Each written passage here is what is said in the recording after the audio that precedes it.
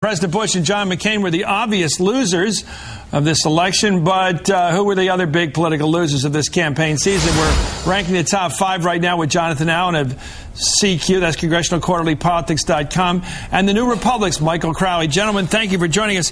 I'm going to start at the bottom. Let's start with number 5, Sarah Palin. It just keeps giving this story, Jonathan, the fact that she didn't want to be prepared for the Katie Couric interview, and obviously it showed.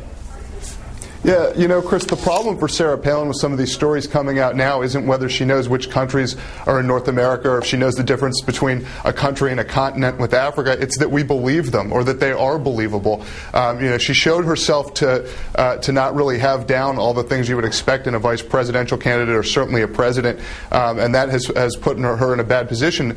That said, at the beginning of this campaign, she was known to Ted Stevens, 600,000 Alaskans, some frightened caribou, and now she's recognizable anywhere in America. You know, there's such a unfair distribution of knowledge in this country. You've heard the phrase best informed nobody, Michael. You can also have the least informed somebody. And it seems like there's 330 or 40 out of 350 million people that know that Africa is a continent, and they're not running for vice president, but there's somebody who ran who didn't know that Africa is a continent and that South Africa is a country, and that North America includes Mexico, Canada, and the United States. And we know these things, and it is of no value because we still can't win the nomination for vice president. But somebody who doesn't know the most basic facts of world knowledge is up there looking like a candidate for vice president, speaking rather well as if they do know these things. Well, I mean, I guess you can give anybody a bunch of talking points. And remember, she actually, trained in journalism, so she knows how to basically read a few points on TV. In a way, I would say, by the way, that, somebody who's a loser here is John McCain, whose reputation of all the things that happened in this campaign, nothing damaged McCain's reputation. And the fact that a guy who was so serious about my country first, my service to my country, was willing to entrust the country to this woman who, even if all these stories are not true, was clearly not prepared for that job. So in a way, Palin is the loser here, but McCain really ended up taking a shot for having chosen her, and I think deservedly so.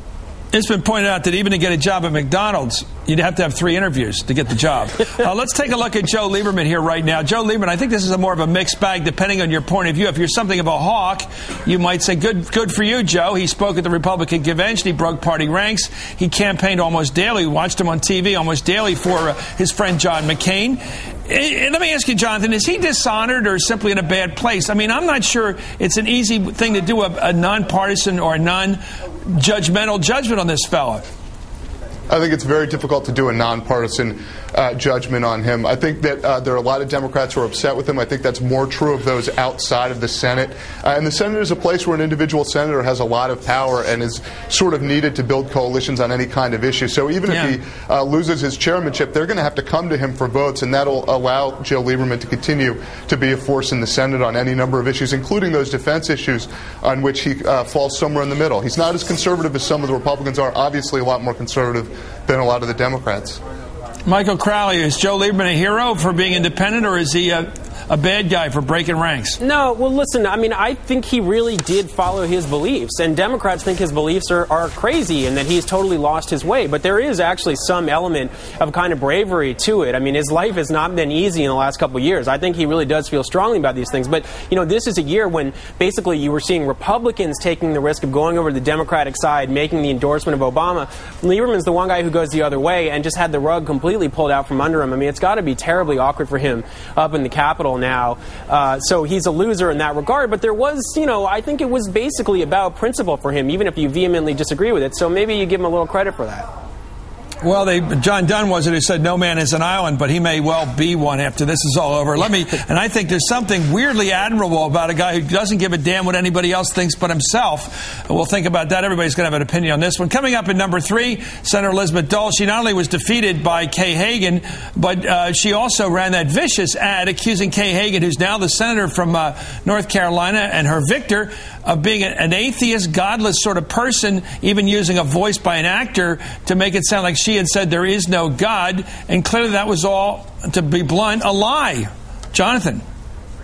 Yeah, Elizabeth Dole proved herself to be a terrible manager of the National Republican Senatorial Committee a couple of years ago, and I think a lot of Republicans saw that she might have trouble winning her own re-election as a result of that.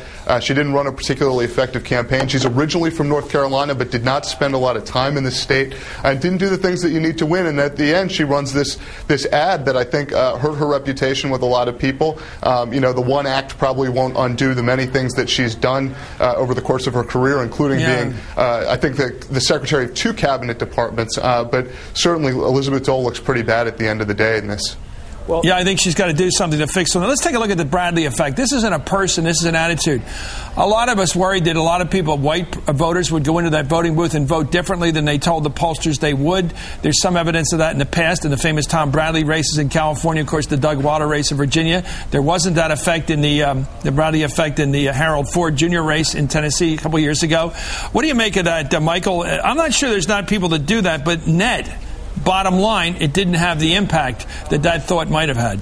Yeah, I mean, Chris, this is a little bit of a mixed bag. As my first reaction is I want to say, this seems like a really nice thing. On the other hand, it does seem pretty clear from anecdotal evidence, a lot of reporting, and some of the polls you saw that people based their vote on race. They were just honest about it. So we've removed some of the dishonesty from the racial debate. I guess that's some kind of improvement. We don't have people lying anymore about their intentions. But the fact is, there were still people who I think allowed race to be the determining factor in their votes, and that's very discouraging. So it's maybe, a step forward and a step back at the same time or something like that. And some of them avoided the issue by voting for Hillary Clinton in the primary, who are Democrats, and then voted for John McCain, all along never intending in any way to vote for Barack Obama because of ethnic reasons. We don't know this for sure, but it is in the numbers. Let's take a look now at Karl Rove, the biggest loser of the year. Karl Rove thought that he could build a Republican Party by dividing the country, by grabbing what he thought was the cultural right of this country and using it to build a majority of the country. That this would be a permanent Republican majority based upon division, by harsh choices that people had to choose between being patriotic or not, being for wars or not, being with the cultural values of the right or not. Jonathan, it looks like that's not the case. We don't have a country driven by cultural values and hawkish views of the right now.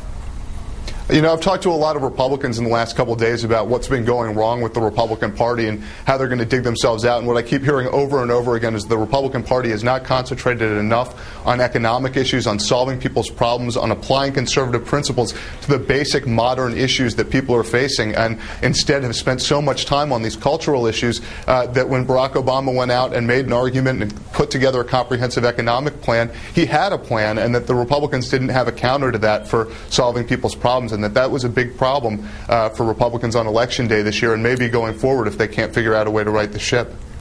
Michael, in a way, the dramatic defeat of Rick Santorum in Pennsylvania 2 years ago must have been a early indicator, a leading indicator of this to come, that people just don't like that kind of politics. Yeah, it's Nixon land. It's that book. It's that culture war politics. It's not beautifully written book, by the way. I love that book. And the country is changing. You're seeing a rise of a professional class that is much more liberal on social issues. They're more tolerant on race, on gay rights, on abortion. It's just a losing strategy. And more people are living in urban areas, not small towns. That's one reason why the Palin thing whipped up a small audience but didn't have broad appeal. Just a lot of Americans don't actually identify with that small town life. So, Rove got his big realignment in the end. Unfortunately, it was in the wrong direction. So better luck next time. He should have to spend the rest of his life watching graduation from college ceremonies, because every time there's a graduation, his crowd and their point of view loses big. Yeah. Graduation ceremonies, Carl, if you're watching, enjoy them.